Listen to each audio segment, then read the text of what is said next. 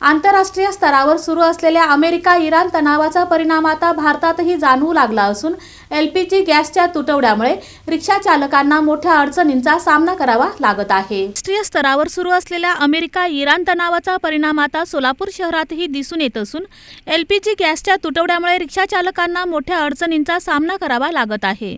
जुना बोरामणी नाका आणि जुळे सोलापूर परिसरातील जोशी पेट्रोल पंपाजवळील एलपीजी गॅस पंपावर सकाळपासूनच रिक्षांची प्रचंड गर्दी पाहायला मिळाली। पहाटे 6 वाजल्यापासूनच रिक्षा चालकांनी रांगा लावल्या होत्या, मात्र दुपारपर्यंत देखील अनेकांना गॅस मिळू शकला नाही।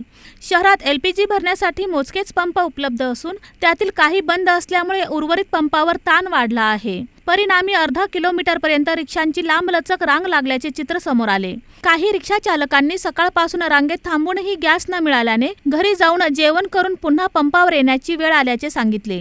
तरीही त्यांचा नंबर लागत नसल्याने त्यांनी नाराजी व्यक्त केली। 2 ते 3 पंप आहेत आणि सध्याला बाकीचे पंप सर्व बंद आहेत। एक गौ गॅस म्हणून आहे आता इथं सध्या येडू जोशी शाळेजवळ। तुम्ही बघू शकता पूर्ण रिक्षाची रांग आहे। 6 वाजता मी येऊन गेलेला आहे।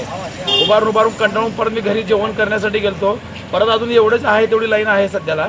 एलपीजी गॅसवरती काय तर तुम्ही निर्णय घेऊन आम्हाला सहकार्य करायला पाहिजे, तुम्ही हेच विनंती करतो मी। कमीत कमी आमचं 8 ते 10 दिवसापासून प्रॉब्लेम आहे आणि पॅसेंजर पण पैसे वाढ देत नाही। 55 रुपये लिटर गॅस होता सध्याला, हे आता 85 रुपये लिटर झालेला आहे। 85 ते 83 रुपये लिटर झालेला आहे आणि पॅसेंजर का पैसे वाढ द्यायला तयार नाहीत, कारण की आम्हाला आहे ना घर चालण्याशिवाय तर पर्याय नाही आहे।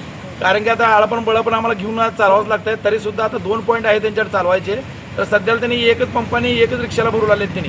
कारण की मग आता दोन पंप जर व्यवस्थित चाललं ना 10 मिनिटात लाईन संपून जाईल, पण त्यांनी एकच लाईन चालवालेत। आता काय असले तुम्ही निर्णय घेऊन आता आमचा प्रॉब्लेम सॉल्व्ह करायला पाहिजे। रिक्षा चालकांच्या मते एलपीजी गॅसच्या किमती वाढल्या असताना प्रवासी भाड्यात वाढ होत नाही, त्यामुळे त्यांच्या रोजच्या उत्पन्नावर परिणाम होत आहे। कमवायचे कसे आणि खायचे काय, असा सवाल त्यांनी प्रशासनासमोर उपस्थित केला। दरम्यान या परिस्थितीवर तातडीने उपाययोजना करून गॅस पुरवठा सुरळीत करण्याची मागणी रिक्षा चालकांकडून करण्यात येत आहे।